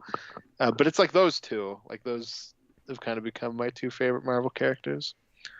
Yeah. So I'm glad that there was a Man-Thing one and you were able to grab it, because I didn't know if I ever did that. And it was all right. It was solid. I like the art in that. Man-Thing's like consistently got really great artwork. RJ Godzilla says you guys got to do what if Spider-Man married Black Cat, and what if Kraven actually killed Spider-Man, and what if Spider-Man actually saved Gwen Stacy, which is funny because that also happens sort of at the end of I guess it's prevented before he saves her. I thought about the Black Cat one. I've always liked that one too. Another way to do this same exercise in the future, Austin, would be for each of us to pick a two-parter, because Black Cat's a two-parter, and I think volume 2 has a number of two-parters. Oh, okay, interesting. Yeah, most of my list I think are from volume 1 because I think I pulled them off Marvel Unlimited. So I'd have to like pull up a list of what's been made entirely. And I think more of those are well, I want to say more of those are better. I don't know for sure because, like I said, it's not like I've read them all. Mm-hmm. I just have like a ton of Doctor Strange. I'm a fake fan of most things. What If is one of those things that I've always professed to be a big fan of. I don't know a lot of the issue. You know what I mean? Like I like the concept. I like speculative science fiction. Yeah, absolutely. What If also needs to come back in video game form. Oh man. Yeah. One of the greatest things ever is the PS1 Spider-Man games having What If mode, where they just change random things. You told me about that. That is the coolest. I'm gonna go back and play that just to play that mode. That's really cool. Yeah, it's so cool, and like half of them are just jokes, where it's like, isn't this funny? But then there's stuff like if you go to this one corner in What If mode, you can meet the lizard, and like the lizard's not in the main game. I think you can talk to Beast as well. Oh, that's cool. Yeah, but then they'll do stupid things like Black Cat gets kidnapped in that, and when you find her normally, she's like, "Hey, like Spider-Man, go hit these buttons and you'll free me." But in What If mode, she's dancing, and she's like, "Spider-Man, I can't stop dancing." So that's just kind of fun. So I had this thought today. I'm glad you reminded me of it because I wanted to bring this up somewhere. And then this will be the last thing I'll mention. We'll go ahead and wrap up. But Deadpool a few years back got a 4 or 6 issue miniseries that was a choose your own adventure, and I thought that was the coolest idea. And I didn't like some of the comedy in that, but I just enjoyed the novelty of doing a choose your own adventure comic book. What If is really ripe for that? Like, wouldn't it be really cool to do a What If choose your own adventure, be it in prose or in comic form, where when you get to where you get a situation, and then when you get to the place where you have to make a decision, it's not if you want to do this, you turn to this page. It's what if this happened, and then you turn to that page, and you've got 2 or 3 possibilities for that, because when you get to the end of a lot of What If stories, it sort of feels like, I said Twilight Zone earlier, but it also has a little bit of that choose your own adventure thing, even though you're not making the choice. It just reminds me a little bit of that, where it's like, oops, some writer took the wrong path and everybody's dead. You know what we need? Marvel, like a video game that's Marvel's What If Plumbers Wore Ties, and then you can have the watcher narrate the game. Oh no! And then he gets mad at you every time you make the wrong choice. Aunt May is calling Peter Parker. Peter, get out of bed, Peter! Get out of bed! I didn't know there were Photographers dogs don't wear watching. ties. I'm sorry, what? Said, why are there dogs clapping? I didn't even know there was dogs watching. I didn't know there were dogs watching. Okay, now we're just quoting AVGN, and that's when you know it's time to wrap up. Yeah. Thanks a lot for watching, everybody. I hope you enjoyed tonight's podcast, stream, what have you. And I'll be back Monday night for a new, if everything goes according to plan anyway, Superhero Rewind Unscripted. I'm doing Batman Return. That's not a character that came back or had been there before. Mystery of the Batwoman, which somehow I've never talked about on, at least outside of commentary. So I'll be doing that on Monday. And next week we've got not 1 but 2 big movies to talk about. The Weird Al movie is already dropped, and everything I read said it wasn't supposed to come out until next week. It's like somebody was lying and it was an earlier release date. I don't know what happened with that. It was very strange. I sent you the screenshot that was proof of when it came out, and then today it dropped. Explain this to me. I don't understand. If somebody said that Weird Al, the movie, was coming out next week, somebody lied. Somebody lied.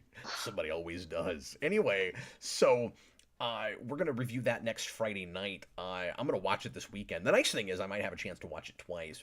And then we're going to talk about, at least Connor and Kareem and I, next Sunday, the new Black Panther movie. So, big week this week for the channel. And we may have a big panel on Friday. I think it would be really funny if we broke the record for most people on a panel for the Weird Al movie. And I don't know if that will happen, but I think we'll have at least 4 or 5 that night. Well, no matter what, it seems like it's going to have a bigger panel than Black Panther 2, so we won. That's true. Yeah. I mean, I've not seen the movie yet. Maybe it's great. Weird Al forever. Austin has written that movie off and is not going to see it and is assuming that it's bad, I guess. Weird Al forever. That's all I'm saying. Well, I mean, yes, I'm more excited about the Weird Al movie than I am Black Panther. I'll say that, but... Yeah.